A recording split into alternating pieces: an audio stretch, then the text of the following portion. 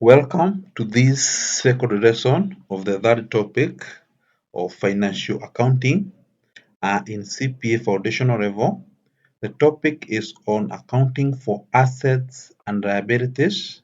And in this lesson, we're going to look at depreciation, factors that causes depreciation, objectives of providing for depreciation, methods of depreciation. And so in this lesson you're going to discuss the two main methods of depreciation, that is the straight line method of depreciation and the reducing balance method of depreciation. And so what is depreciation? Depreciation in accounting is usually applied in the uh, non-current asset, mostly in the property, plant, and equipment. And depreciation simply means diminishing in the value of an asset due to wear and tear or just the passage of time. What this means is that if you buy an asset or if a company buys an asset today, you expect that a year from today, the value of that asset will not be the same as the price it is purchased today. Why? Because the asset is losing value. As time goes by, the asset is losing value. The asset is decreasing in value. And therefore, this is where the depreciation comes in. So depreciation is simply the diminishing in the value of an asset due to wear and tear or just the passage of time. Now, what are factors that causes depreciation? The first factor that causes depreciation is simply wear and tear due to the actual use of the asset. For example, you are using a motor vehicle to deliver your goods to, to the distribution centers, to the warehouses, to the retail shop. You expect that as that motor vehicle is continually being used, it is experiencing wear and tear due to the use, and that is one of the factors that causes depreciation. The second factor that causes depreciation is simply the efflux or mere passage of time. As time passes by, your asset continues to lose value. Of course, there are some other assets which increase in value as time passes by, for example, RAD, but here we are talking about those assets which loses value as times passes by. And this asset I've given an example of a motor vehicle. You can have another example of furniture. You can have another example of computers in the organization. We can have another example of machineries which are used in the production. The third factor that causes depreciation is obsolescence, or this is where we say that an item or an asset has become obsolete. And what do we mean by obsolete? Obsolete means that and maybe a new invention has occurred which causes the asset to become useless. For example, if it is an asset like a phone, new phones or new technologies have been developed which makes now the older asset or the older phone to become useless, and that is what we are calling the obsolescence of an asset. Then another factor that causes depreciation is accident. For example, in cases of motor vehicle, if a motor vehicle uh, happens to meet an accident, then of course we're going to depreciation will occur. Then the other factor is fall in the market price of an asset. You find that that asset, the market price of that asset is continuously falling down. It is continuously falling down. The price at which that asset can be exchanged between two knowledgeable people at an arm's length is low than the price that asset was bought. So those are the main factors that causes depreciation. Then we say that the amount the amount to be depreciated of an asset is equals to the cost of the asset. You add other costs involved in acquisition and installation of the asset, then you raise residual value of the asset. The cost of the asset, of course, this is the price of the asset. You raise any discount that you are given during the purchase of the asset.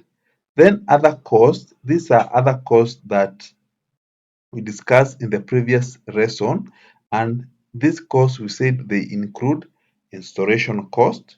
You can have taxes, you can have direct taxes and import duty. Uh, you can have the estimated cost of dismantling the asset and restoring the site in which the asset was installed into its original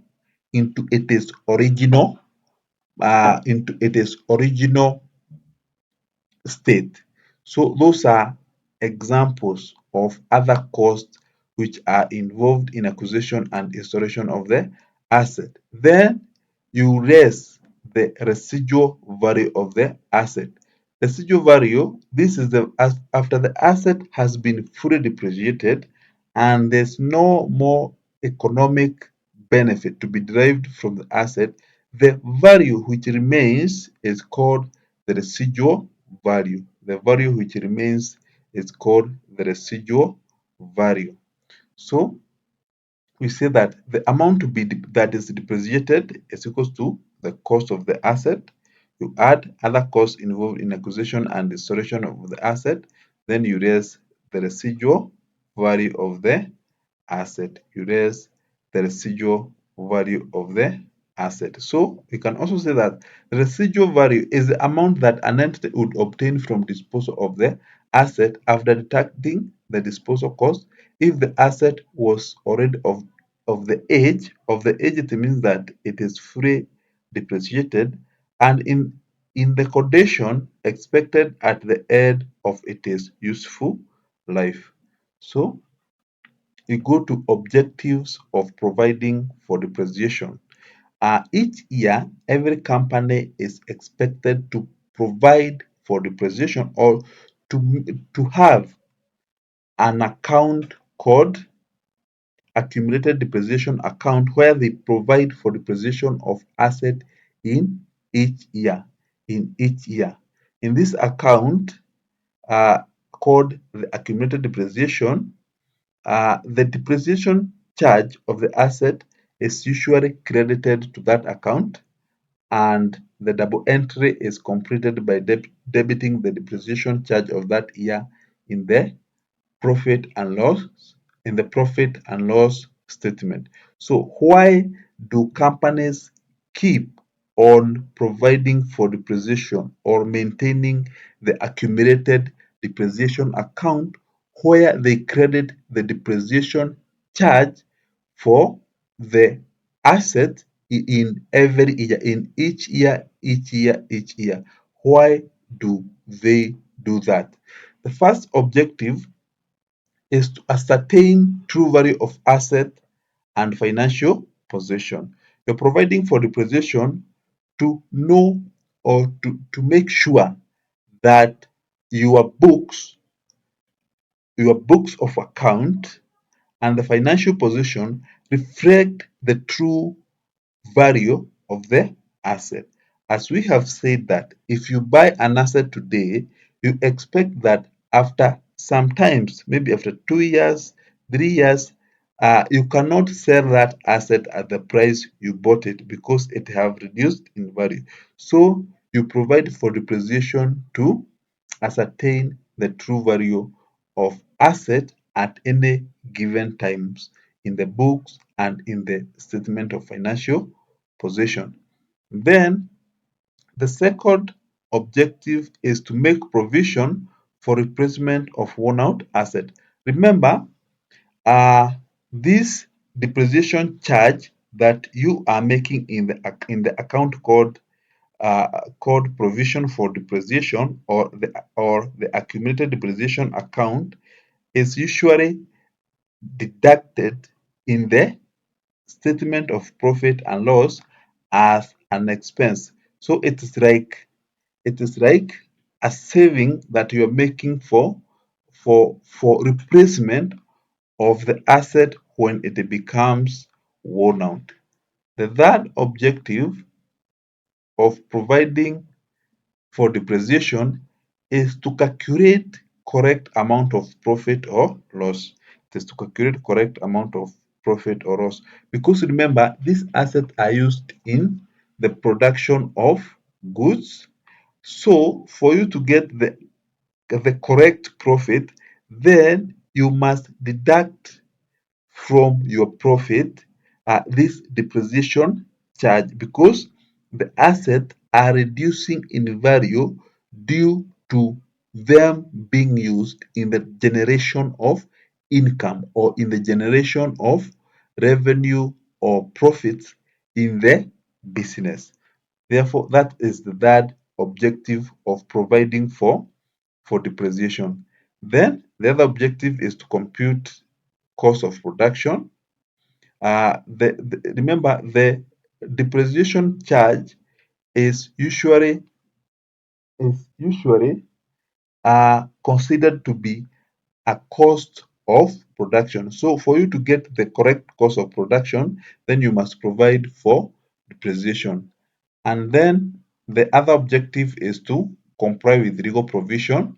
The Companies Act requires that companies should provide for depreciation of their assets. So that is a requirement by law. So you provide for depreciation to comply with those law. Then the other and the final objective is to avail tax benefit, since depreciation shrinks farm profit.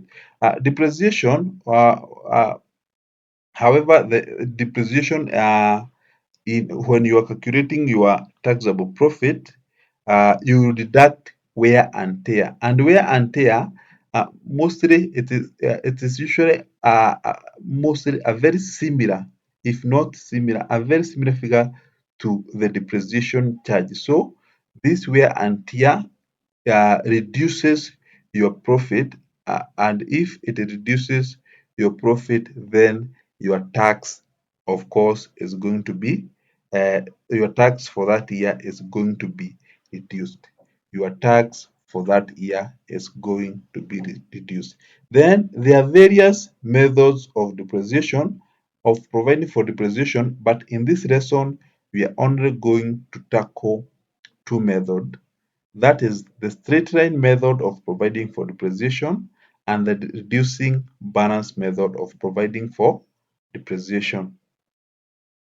The straight line method and the reducing balance method. So, and mostly you find that in this unit of financial accounting, those methods are the ones which are most tested in the when you come to the CPA exams.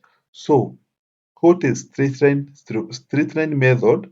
And straight line method is also called the fixed percentage method or the fixed installment method. And we say that under straight line method, a suitable percentage of original cost is written off per year. A suitable percentage of original cost is written off per year. We can give an example. For example, if an asset costs cash 2,000 and 10% depreciation is thought to be proper, then cash 200 will be written off each year, because we are taking 10% of 200, 10% of 2,000, that is 200. So 200 will be written off per year. So by the end of the first year, the book value of your asset will be 1,800. By the end of the second year, the book value of your asset will be 1,600. 100. By the end of the third year, the book value of your asset will be 1,400 because you are deducting 200 per year. However, what if that asset had something we call residual value? And we say that the residual value is a value that an organization will get the the end of the useful life of the asset if the asset is disposed. For example, in this case, what if this asset has a residual value of 200? Then you see that uh, the depreciation charge now will be uh, 2,000. Let us do it here. The depreciation charge now will be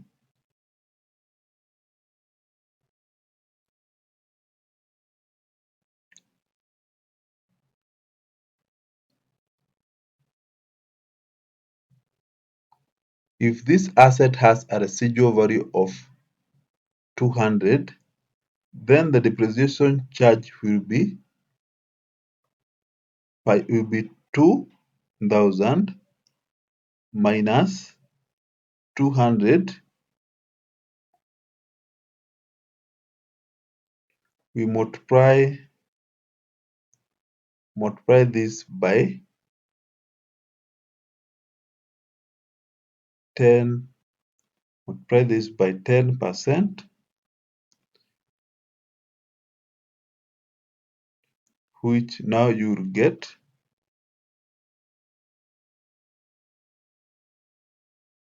180 because 2,000 minus 200, it is 1,800 multiplied by 10%, that is 180.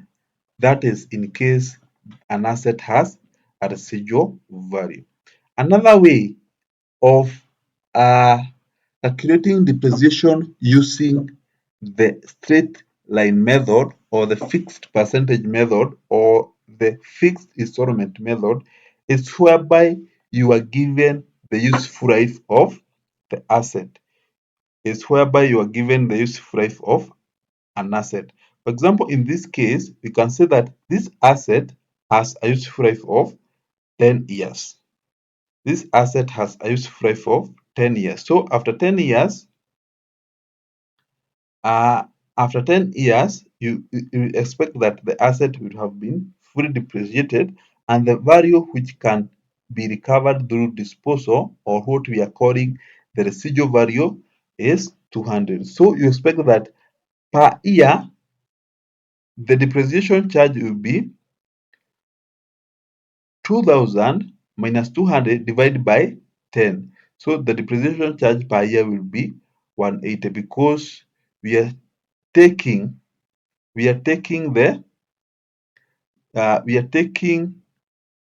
the cost of the asset, you deduct the residual value, and then you divide by the useful life of that asset. And then you divide by the useful life of that asset, you get your depreciation charge for the year.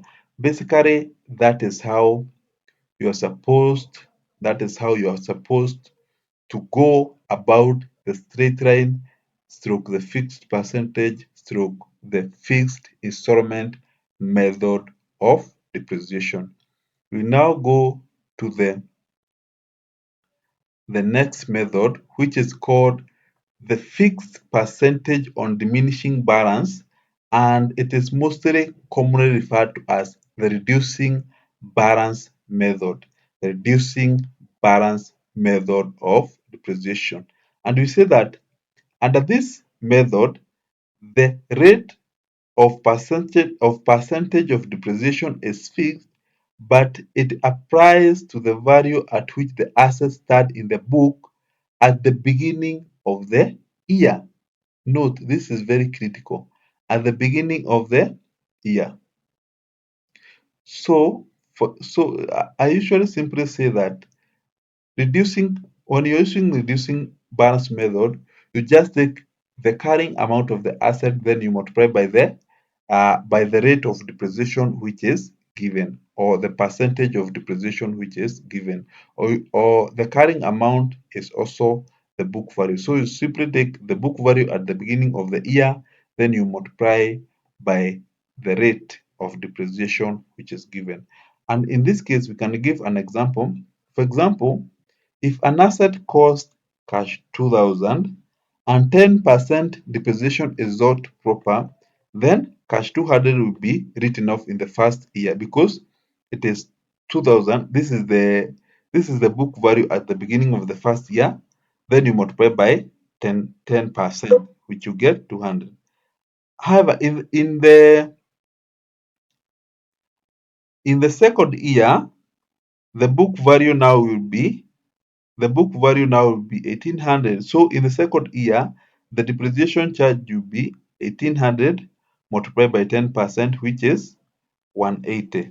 And in the third year, the book value will have reduced to 1,620. So in the third year, the depreciation charge will be 10% multiplied by 1,620, which now you'll get 162, which now you'll get 162. So this is simply how the reducing balance method work. This is how the reducing balance method work. So you can note that under this method, the depreciation charge for each year. So this is to summarize this method now. The depreciation charge for each year is equal to the cost, that is the cost of the asset, minus the accumulated depreciation. So if you take cost, you minus the accumulated depreciation, you get the book value of the asset. Then you multiply by the percentage of depreciation, or you multiply by the percentage of depreciation, or simply it is the book value of the asset multiplied by the percentage of depreciation. I hope you have understood up to now, and that is it for this lesson. Let us continue to do our revision so that we can prepare RA for the upcoming exams. Thank you very much.